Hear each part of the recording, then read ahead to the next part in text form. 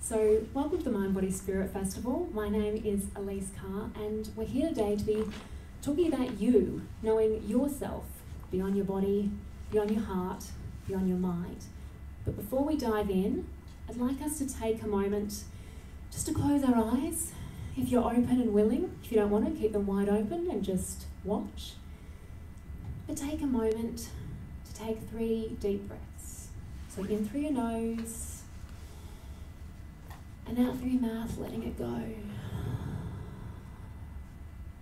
Another beautiful deep inhale, filling right up and letting it go. And one last beautiful deep full belly inhale, expand the ribcage right up to the chest and let it go. Now, keeping your eyes closed if you feel comfortable, I want to do a brief visualization exercise with you. And this is for us to align, because what I'm talking to you today is about aligning with your higher self and your lower self, that lower nature that we're going to be exploring today. So we're going to connect with what's called the Oversoul.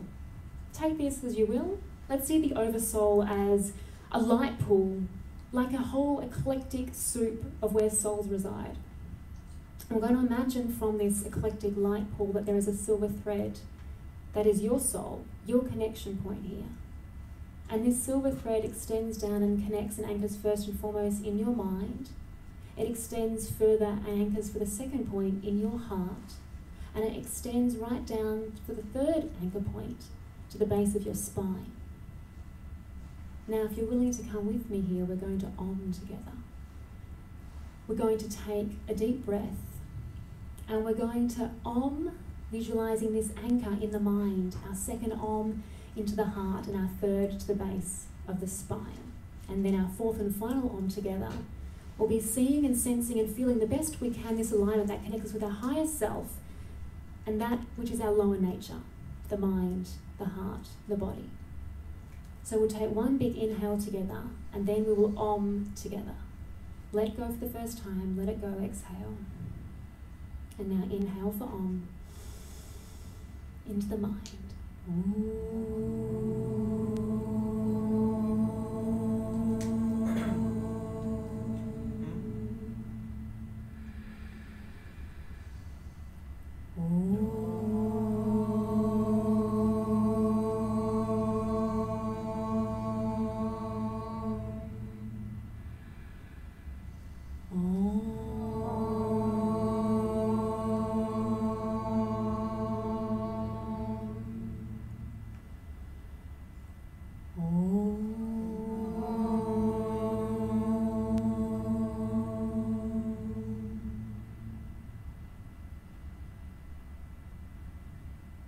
And now, keeping that awareness with you as we explore today, that connection to your higher self.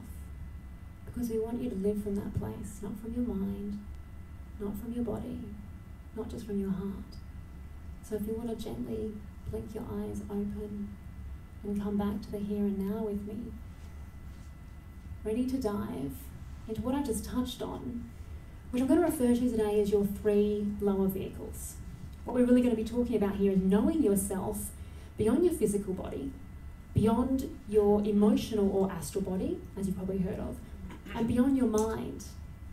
And it's how we clear and purify and work through these that is going to help you be a clearer channel, a clearer way of being you, your ultimate you, not what you think you are or what you normally rely on being, right? But in order for us to get to what we've always done, to a new place of consciousness, to a new way of being, it takes change. And change really asks us to do big work. So this isn't going to be easy. For some of you, you're going to be like, oh my gosh, what is she talking about? That's totally cool. You'll take from this what you want to take from this. I'm here to give you perhaps a different perspective. So I am asking you to have an open mind and open heart as we journey through this today, knowing that we're in this together. And the greater you can be as an individual, the greater you can serve, however that is, as a parent, as a lover, as a friend, as a teacher, as a guide, as a light worker, as a director of your own company, whatever it is. So you're not just here right now for you, for the record. I'd like to think you're actually here right now to learn how you can be a better version of you, to take that with you and show up in life a better version of you. So, as I said, this is going to take change. Change isn't always comfortable. Who here absolutely loves change? Fully in it? Okay, don't all rush and put your hands up at once. Okay, I stand alone. Everyone loves change, it's just me that doesn't always embrace it. Okay. But in all honesty, we get really comfy, like in our little comfort zone, whatever that is. It's the same outfit, it's the same food, it's the same class at the gym. We like that. We're creatures of habit. I'm not going to ask you to raise your hands, but I know technically you're all raising your hands. This is us. But it doesn't really have to be us, and I'm kind of here to tell you it's actually not you, right? But we've got to understand that if we're not our body, we're not our emotions, we're not our mind, that means we're not our thoughts, then what are we? Well, I'd like to think we're going to hear today together understand that you are that silver thread.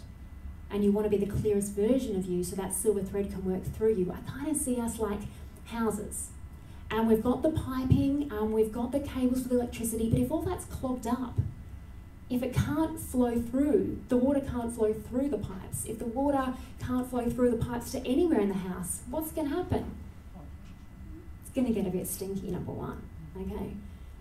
But what I'm trying to say is we can't live the way we've been living. We have to look beyond that, and we have to do the work to clear and purify ourselves so that our higher self can work through us, so that the monkey mind doesn't take over, so the erratic emotions don't take over, so that you being obsessed with your physical body doesn't take over. And this means to know ourselves truly beyond those three vehicles that I've talked about, vehicles being three different bodies. We have to demystify some perceptions. We've got to bust some myths, and you might not like all these myths that I want to bust, and that's okay. You might be holding on quite dearly to them because, well, you've known them your whole life, and quite frankly, you don't want to change because what you know is right. That's okay. Once I said before is keep the open mind, okay? So we've got to learn to clear those blocks so that the water can flow through, so that electricity can flow through, and that you can be that lighted house, not just for you, but perhaps to light the way in the dark street, because perhaps you're the house with lights on. Maybe you're the only house in the street with lights on. Once again, this is about you and serving as well. So those myths that I kind of talked about, I refer to them as glamours. And this is an esoteric term. I'm not talking about the concept of let's get glammed up tonight, although I did with my dancing shoes. I'm talking about glamours in the context of illusions that affect your emotions. Illusions that affect your emotions. So what is a glamour? It's a deception of the senses. It might look or feel or kind of smell or taste real, but it's not. It's like this beautiful curtain, this glitter, this shine, this light that covers and veils you from what's actually behind it. If anyone has seen The Wizard of Oz, how have you not seen The Wizard of Oz? And they make this incredible journey through change, courage, perseverance. It's massive, the journey that they go on to finally get to Oz. And they have to pull back the curtain, remove the veil to see the truth. That there's just someone there constructing this illusion for them. This is what I want to talk about today. Pulling back the curtain, having the courage to do that in places we haven't even gone before, because quite frankly, we're too comfortable in our little bubble, right? So you're not alone. I'm right here with you. We're all subject to glamours, even if you don't know it. And even a glamour of going, no, but I saged this morning after I meditated, and I just had my green juice for the day, and I went to yoga this morning, and I spoke really nicely to everyone as well. I am clear. That is a glamour, my friend. Yeah. So we're all on the same page. I see nodding. I like that. Thank you for the nodding. Now, having that awareness, you might just start to understand what a glamour is, and maybe right now you can go, what's the glamour that I might have? Or maybe if you can't go there yet, and we're going to dive deeper, maybe you can go, actually, I see a glamour in someone I know. They do that, and they think they're really spiritual, but actually it's not spiritual. It's an illusion. So what is an example of glamour? Some of my favourite, feel-good quick fixes. Magic pills and circles. Now, I don't mean drawing pretty circles. I mean like, going to a cacao ceremony or an ayahuasca ceremony. And as for the feel-good quick fix, that could be anything from, I've had the hardest day ever, pour me a bottle of wine or cake or sex or drugs, whatever it is. We want that quick fix. We want to feel good. We want to feel good now, if not yesterday. But what happens with a quick fix? Even online shopping. What happens that after we had the little high, we then, exactly right, thank you. I like the sound effects too. We then plummet, right? It can't sustain. It's an illusion. It's not real. No matter how much we want it. That's why You speak to someone who's still chasing that initial high of whatever it was. Maybe it's the first time they tried cocaine and they keep going back time and time again to try and get that same experience. Or maybe it was gambling. Maybe it was something they experienced with someone else, taking psychedelics. Whatever it is, some of these things will resonate with you, some of them won't, but you start to get the picture of what I'm talking about here, right? We're chasing an illusion. Now the other thing is blind spots. Now blind spots, it's kind of like, when you're driving a car, we've got a blind spot. You can't see if there's a cyclist right there or someone on their motorbike right there. There are times when perhaps you need your passenger, a teacher, a guide, someone else to go, hey, be aware of that. Just so you know, you can't see it, but I can. Let me help you. Let me bring some light and wisdom to your path right now. Or you might need to take some time as you're driving along on your own to be able to gauge, be patient, be perseverant, and just check until you can see that cyclist then passes and you know it's safe. Blind spots are a tricky one, right? So is letting go of what no longer serves. That's so tricky because once again, we get so attached. Attachment, one of the biggest issues we have, brings us much unease. So we've got to be open here to change and grow and progress because we want you to be a clear channel. We want you to be the clearest channel you can, which means you've got to work through some of these. So instead of what we call in esoteric psychology, the personality nature, which in orthodox or traditional psychology, you've probably heard of the ego, kind of similar concept. When I say the personality nature, I'm talking about your physical, your emotional, your mental body. That whole nature, that's your personality nature. So instead of that controlling, we've got selfish wants and needs and desires, we want to kind of flip you around and have the soul working through you, right? So this is what we're going to be exploring today. And let's start off with the glamours of the physical body, and then we'll explore the emotional and the mental. When it comes to the glamours of the physical, one of the biggest issues we have is almost an obsession with detox, cleansing, clearing, and purifying. How can we do it enough? Honestly, who's on juice cleanse right now? That's right, everyone's hands are raised.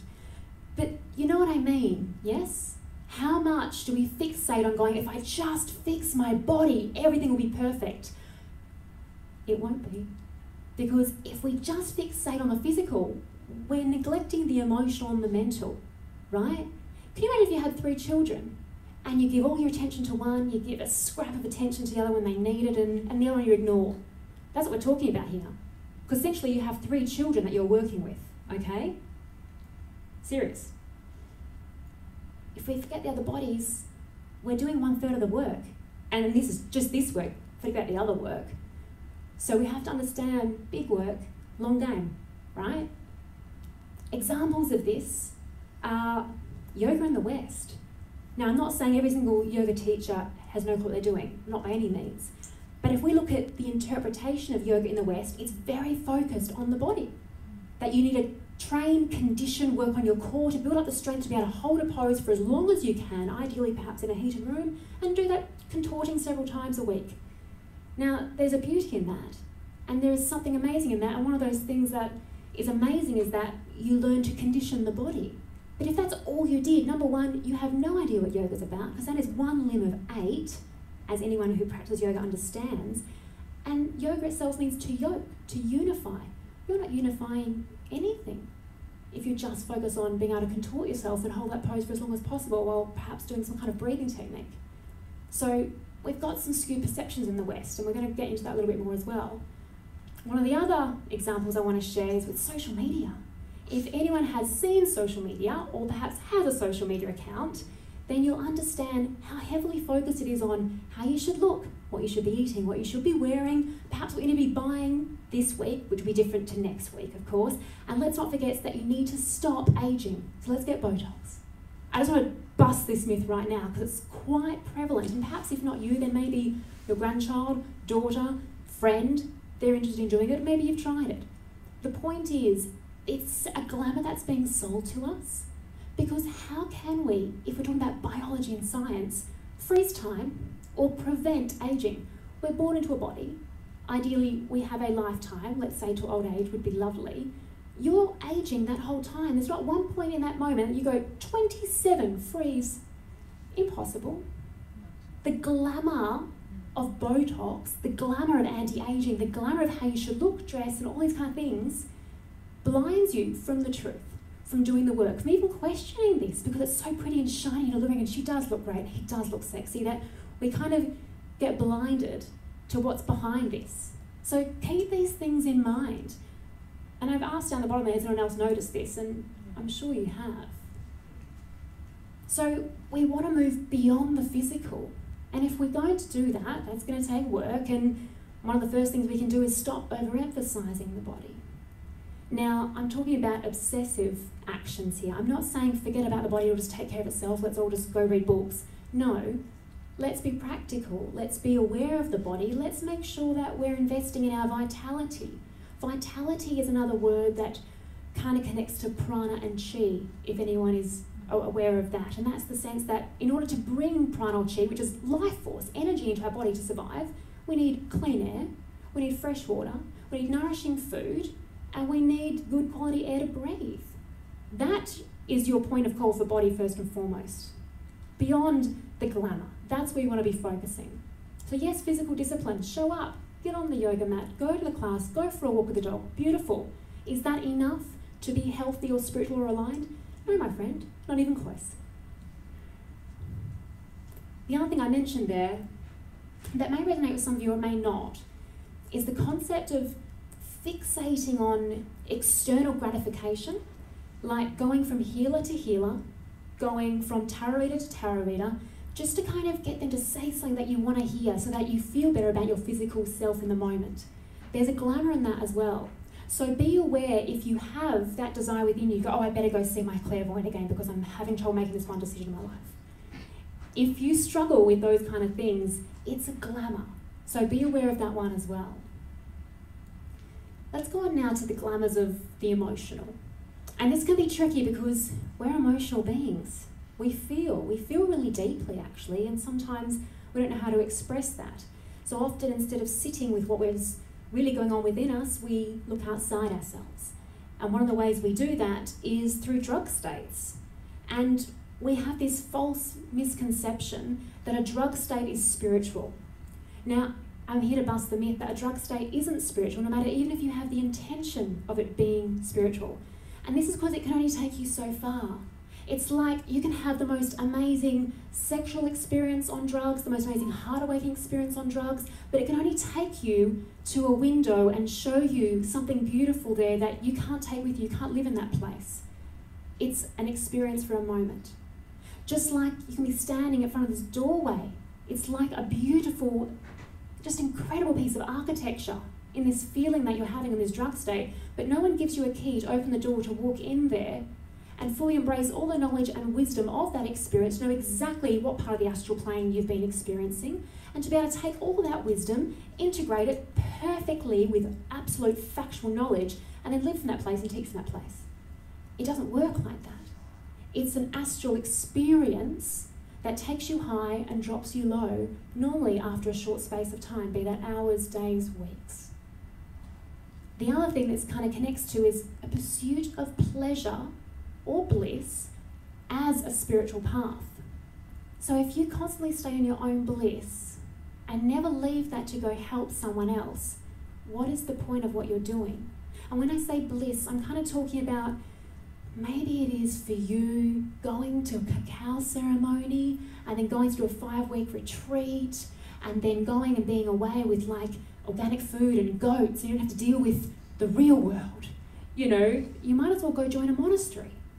In this day and age, in the new age, we have to be world servers of the new age. We have to go off and do those things. Absolutely, have the experience, do the retreat, whatever it is that calls to you. Take what you learn, embody it, integrate it, learn from it, and bring it back to the real world so that you can be of service to your children, to your friends, to your clients, to your colleagues. Otherwise, we should just be nuns and monks. They have their role, but right now the world actually calls for you to do more than that. We need you to be serving, we need you to be helping and contributing. So be aware of not getting caught up in the glamour of your own bliss. Moving beyond the body, the emotional, the astral, emotions deceive us. I hate to say this, but they're not reliable. Just in this one day, right now, today, how many emotions have you gone through? You're frustrated that guy cut you off coming over here. You didn't really kind of get to see what you wanted, but oh, that was nice. Oh, there's Susan. Hi, Susan. Crazy high, crazy low. This happens in a day. How can we like actually grasp anything and go, oh yes, that is my true emotion? Emotions aren't like that. So don't be fooled into thinking that being happy all the time, like many people in this world try and sell you, is the answer. Because you can't be like this all the time. You're not a robot. Yeah, be aware of that. And I mentioned con people work like this because that's how they sell. They say, take this drug, read this book, come to my transformational course, you're going to be happy. And you will be while you're there, and then you'll leave and you'll go back to your same life. Yeah? Anyone ever had this experience? I know I have. Yes, we have nodding hands. I like this. Thanks, crowd. We're working together. So another question, especially in this kind of world, when we're in the spiritual New Age world, is being aware that certain people will claim certain things that they may not be able to actually authentically claim, even if they believe they can. So when it comes to the astral emotional, we can say, let's look at psychic readers. There's lots of them around. Many of them claim they have these abilities, but how many of them really do? And how many of them are actually just speaking from the emotional place where they can feel something, they can feel your grandma here, they can sense something, but they can't actually specifically explain it and pinpoint and checklist every single thing that actually needs to be said if, hypothetically, grandma's here to give you her parting message. Keep that in mind. Be aware of these things. The heart helps you feel. This is what the heart's for. But the mind helps you know. So let's not get rid of the mind rather than Glamour's here. We need them both together. We're going to explore this even deeper because I want you to not just feel divinity on this path, I want you to know it. Know it, right? Have both of those in alignment together. So while the astral can reflect love, which is beautiful, it's like the astral plane can sometimes be like mirrors. And it can reflect something so beautiful to you. You've never even seen this before in your life. Not in the physical world anyway. It's beyond that. It's a whole new plane of beauty. That is incredible. And that's totally valid. It can give you high qualities as well. And sometimes it has its own sense of knowing. But fundamentally, we can't communicate this without the mind. So it's a glamour to think that we should be purely emotional and the mind should be neglected. Please don't neglect your mind. So moving beyond the emotional astral, the emotions deceive us. Keep this one in mind more than anything really. And some of the problems we have with the emotions particularly is desire, addiction, the fluctuation that I mentioned before because we kind of like to do this dance. Emotions are unstable and also they attach or they over-attach. We're all attached to stuff right now. I'm totally attached to stuff. There's someone in this room who I love very deeply and I'll be attached to them. Be aware of your attachments and how they can hinder you. Right now, think of one attachment you have to something, to someone, to an object, to a thing. Think what would happen if it was taken from you, if it left, if it died, if you were never allowed to have it again. How would you feel? Yeah, that's attachment. It's a tricky one to work through. We're not necessarily going to nail that one today for the record. As I said, you know, the astral can also reflect love, and there's a beauty to that. We can read each other's thoughts and feelings, truly. We can connect with each other, like ideally we're feeling a connection somewhat here today. We're getting on the same page. That is astral, that is emotional, and there's a beauty in that. But in order for us to actually understand, we need to communicate. If I just stood here and said happy, beautiful, loving things and said how beautiful your auras are, would we be learning anything? Something that we can tangibly take with us and actually apply and change our life with it? No. So I'm trying here to balance both with you, to make us feel here that we're a part of something, that we're learning together, but to give you something that you can process and ponder. That's really important along the way. So we want to balance our emotions, because this is when we start to come into harmony, when we can balance our physical with our astral and our mental. And that's what real beauty is. That's innate beauty that shines through you. That doesn't matter how old you are, you'll always have that for your whole life if you can actually cultivate it and live from that place. Takes time to process, takes time with the progress. And the other thing to understand is that because the emotions are quite erratic, you're going to be challenged a lot, not just with your own emotions, but everyone else in your life, especially those who are closest to you on a daily basis, the ones that drive you up the wall more than anyone.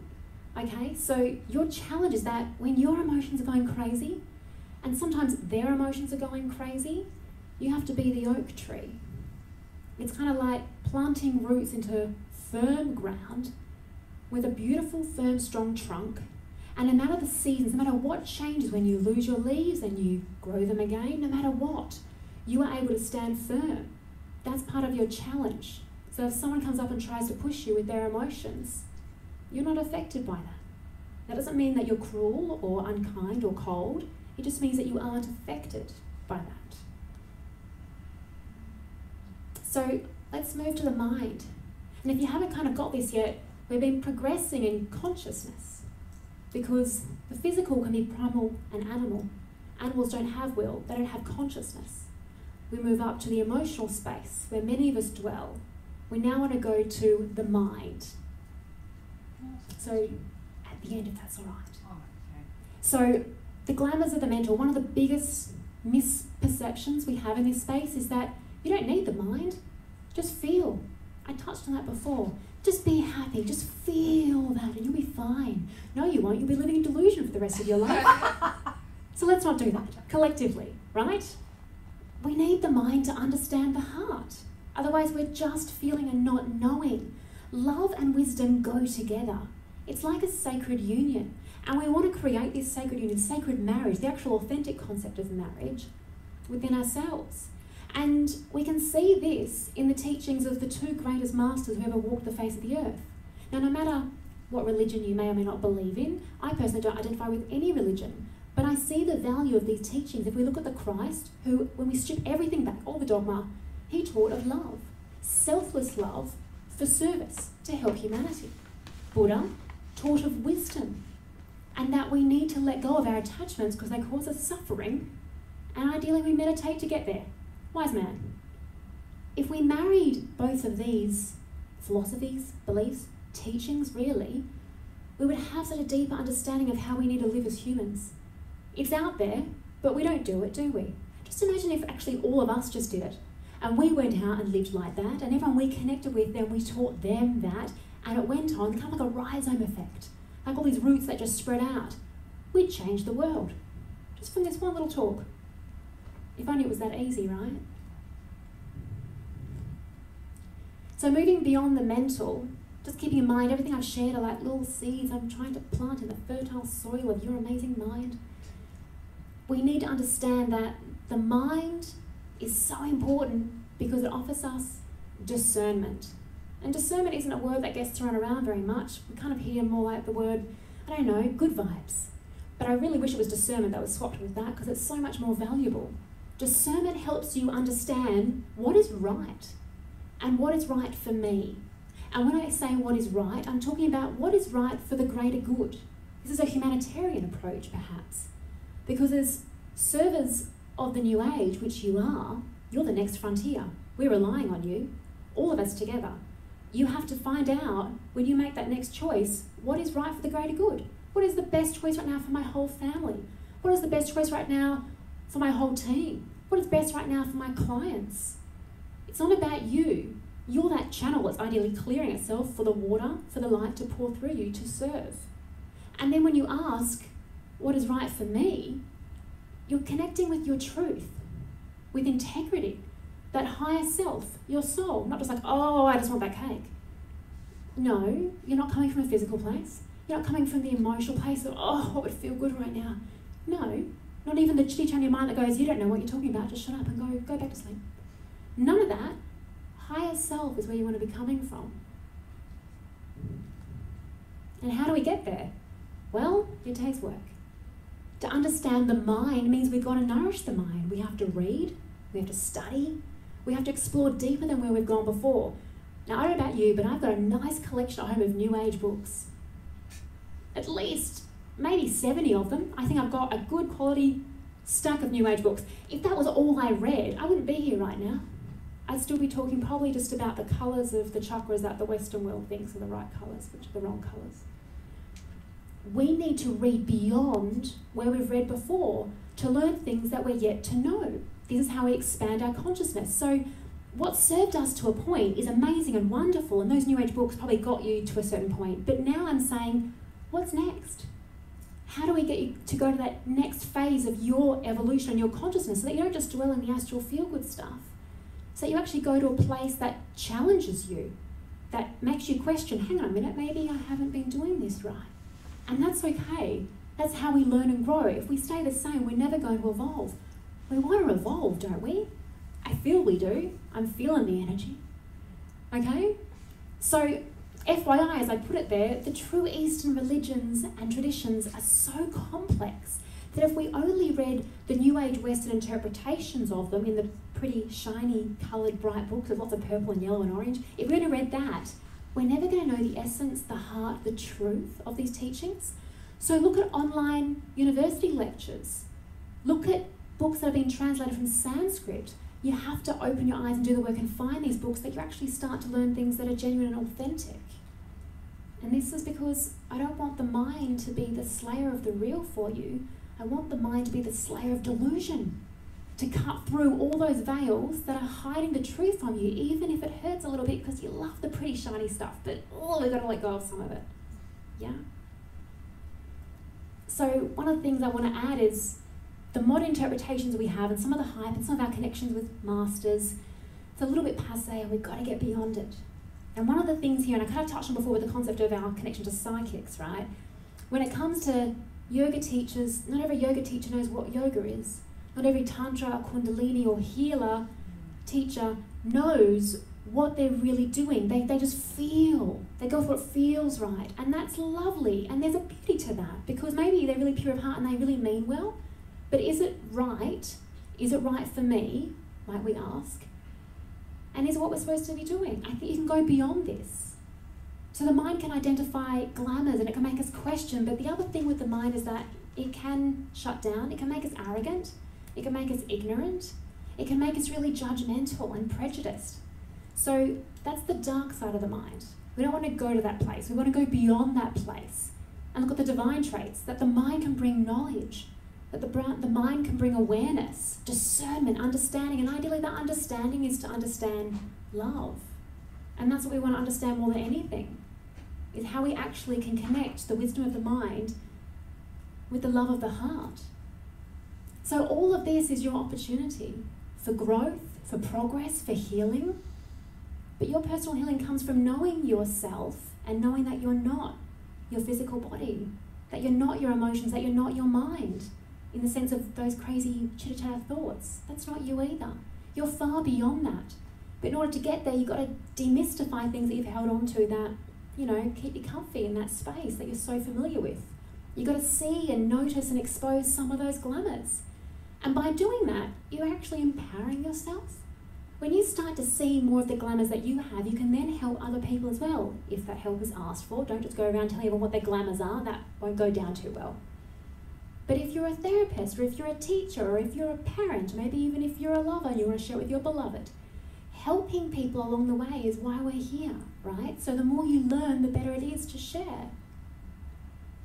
I want you to begin to sense and know your true essence, that you actually are a soul having a human experience, that you actually are love and light in this fleshy little bag of bones, having feelings at times and having thoughts too, right? And initially, we have to know that these three lower vehicles that I've been talking about today, they inhibit the soul. That's what clogs up those pipes, clogs up the power cords. But eventually, when we understand that they are three servants and your soul is the master, we keep going back to our higher self, to truth, to integrity, to divine, whatever you want to call it. And then we move from a sleepiness, sleepy ignorance, to a place of conscious wakefulness. So what do we have to contemplate? I'm going to get you to do some work. Most people relate through their hearts. And I wouldn't say everyone here, but many of us, we're heart-based people. We feel if it's right. Hey, going today? I feel pretty good. You're like, well, actually, I was thinking about this. No, we feel. That's our kind of immediate reaction. But there's glamours in that too. We can't just stay in feeling realm, right? We can't neglect one of our children, okay? So let's check in. Where are we weakest? Is it our body and its pains? Is it our erratic emotions, crazy highs, crazy lows? Or is it our short concentration of mind? Where was I? What was that? How quickly do we just lose concentration sometimes? Which one is your weakest? Sit with that. Ask yourself this, keeping in mind we need all those vehicles to work for you to be your greatest version of self. And this is because no vehicle is divine yet. We aren't born divine. We have to work at it. You have to take the journey on the path, essentially, and progress. And that progress is slow, my friends. An esoteric truism we say is make haste slowly. It means you've got a long, long journey ahead of you. If you believe in reincarnation, you have long, long, long journeys, plural, ahead of you. Okay? We don't need to rush this, but we also can't sit back and think it's going to be done for us. No one's going to do the job for you. So let's figure out, if we've got our weakest, what are our strongest vehicles now? Where do you think your soul works best from? Do you analyze? Are you analytical? Is it your mental that is the strongest? Do you feel the beauty in meditations? Is it your emotional body that's strongest? Or do you get up and practice religiously every single day? Is it your physical body that's strongest? You just need to know that these three bodies are yet to be divine, but they're works in progress. The servants and the master. So, from what we've covered so far, I'd love it if you sit with and muse on, taking it with you, how you relate to divinity. Which vehicle is which for you? What do you ignore? What's your easiest go-to? What are the glamours, illusions, and blind spots in your life? Perhaps you know some of them now from what we've been speaking about. Perhaps you're willing to explore. Perhaps you might need to find someone who can help show the way for you. And then balancing the head and the heart, knowing that we need love and wisdom, because together it's like they speak a whole language. And we don't want to miss out on part of that. And that whole language comes back to love. But love's a tricky one, and I wanted to share this with you because love and sentiment and devotion often get confused. Pure love is an attribute of whatever you want to call it, God, the universe, divine, that highest powers that be. And our connection to each other, when it's pure, that can be love too. But too often, especially in any kind of relationship, we kind of get stuck in sentiment, which is just emotional and unstable. You can be just gushing and just all over someone, writing them poetry one day, and then something happens and you're just not sure anymore if that wasn't even love anyway. No, you're right, it wasn't. It doesn't just turn a switch and it changes like that. And likewise with devotion, fanatical obsession. You can't think of anything else but that thing to do, or that person, or even that puppy, whatever it is. Obsession, devotion, but then just as quickly it can become really cruel. Be aware of this. And there's a beautiful quote here from the Tibetan master DK that says, "Love blends and fuses, understands and interprets and synthesizes all forms and all expressions, all causes and all races into one flaming heart of love, knowing no separativeness, no division and no disharmony, and to bring about this divine expression in our daily lives takes the utmost that is in us. Takes the utmost that is in. It's asking you your biggest effort ever to get to the point of expressing love through you, genuine, pure love. So we can't just go see one heal or do one circle and become loving and happy and joyful. It doesn't work like that. Awakenings and action. I wanted to bust this glamour because it's a pretty big one. We sometimes think we have awakenings, but then after the experience, we don't do anything about it. Nothing changes. And if there's no change, it's just a glamour. If we have a breakthrough or a realization or an experience, and we get really worked up, quite excited about it even, we probably call our friend, we might call our mum, we'll tweet it, we'll Facebook it, and then after a couple of days, we go back to the same patterns, living life just how we always have. Has anyone ever seen this in someone else, or even just conceptually considered, or maybe realised they've done it themselves? Because this is a big one. We've got to be careful with awakenings or revelations, because if you haven't changed from the experience, your consciousness hasn't changed, you haven't evolved, you've missed the opportunity. Because an awakening is an opportunity for growth. That's one thing we have to keep in mind. So sometimes it's hard to say these things, but if you haven't completely changed, if you don't have different knowledge and feeling and behaviour, and you haven't gained really new skills and even powers it wasn't an awakening or an enlightenment. It might have been a really lovely, blissful experience, but it wasn't perhaps what you thought it was. And I say this because I want us to be real and know what's actually going on, not what we want to be going on, the pretty shiny glamour stuff. What's really going on? So for there to be transformation, we need to evolve our consciousness and do the work to get there. Because revelations and awakening, they can quicken our path, but they're not the end all and be all. We can't rely on them either. And just be aware, perhaps if you do speak to people, maybe they're your clients or friends, if they think they've had this amazing transformational awakening, but then you see them go back into their old habits and addictions, like after a couple of days. Was it a transformation and awakening? Perhaps not. And now you have this new awareness. You don't have to be judgmental. You can choose whether it's appropriate to potentially say something to them or not, but you have a new understanding, and there's a power in that. You don't have to live in that glamour illusion anymore, because you can be honest with yourself. You can now know what you've actually really experienced, and perhaps where you haven't got to yet, knowing that that might come next time, but you're going to keep showing up, doing the work every day, no matter what anyway. So your journey is unique to you, but beware of these glamours, beware of the illusions. Start to understand what your blind spots are. Start to explore what your glamours are. Learn new skills. Please read beyond just the New Age textbooks and those beautiful goddess and angel cards you might have at home. They're amazing, not everything. Because I want you to know that you're so much more than perhaps what you even think you are right now. Genuinely, so much more. And I touched on before that this path isn't a quick path. It might take lifetimes. And if you believe in reincarnation, you probably know you've already been here about 200 lifetimes before and you give it another crack. Well done, welcome back, me too. It's not meant to be easy, because we're meant to step up, show up, and quite frankly, we've got to make sacrifices. Things have to be let go of that no longer serve us. We've got to wake up and realise this is serious, that we need to strive and give it our all to do whatever that is, to get that promotion, to get your business off the ground, to save your relationship, to look after someone who perhaps is transitioning through a really painful experience right now, and you, as them as the client, you as the teacher, whatever it is, you need to hold that space. Step up greater than you ever have done before. It's big. This isn't all happy, happy, joy, joy, bliss. Welcome to the real New Age world. Keep this in mind, because you're on a journey of discovery, and this is, like I said here, it's your journey of freedom.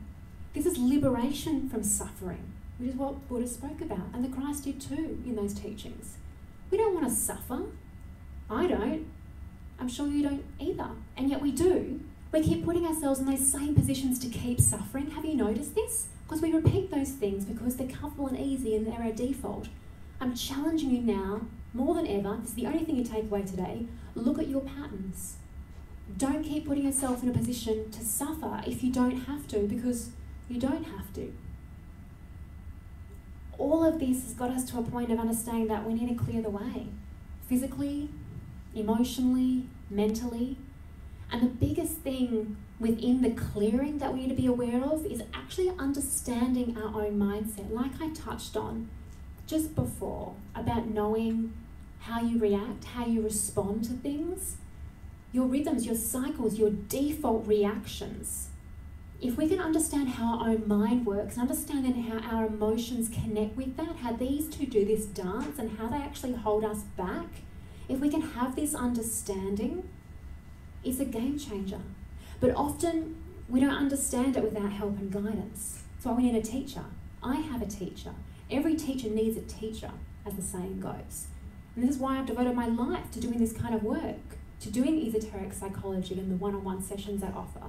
Because sometimes you need someone to show you that blind spot that you can't see, because it's holding you back from actually having the life you want to have and be the person you want to be and do what you want to do in this lifetime right here, right now, making a difference, contributing, serving while we're really here. And ideally, finding joy in that. That's where the happiness comes from. The happiness comes from feeling a fulfillment that you get by making a difference in someone else's life. That's real joy and happiness. So in that sense, wrapping up, I'd like to think you have a deeper understanding now of what you're not and what you want to connect with, where you ultimately want to live from, and a few ideas of how you can find your way there. And if you do need more guidance, if you do need more support, you're welcome to reach out to me. I'm happy to answer questions if we have time right now.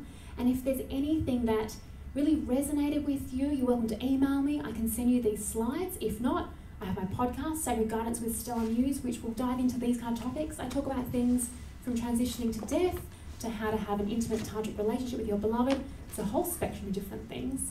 And if this has also spoken to you today, I have my next offering, which is in February. It's a 2-day urban retreat here in Melbourne. I'll be co-hosting that with a lovely lady called Catherine Wood from the Sanctuary of Ananda. And we're going to be exploring the dark mysteries and the light mysteries, the whole shebang of Tantra, of yoga, and of the esoteric world. So if that speaks to you, it would be an absolute pleasure to have you there. Otherwise, I trust you've had some kind of experience here today, but you can take away a gem.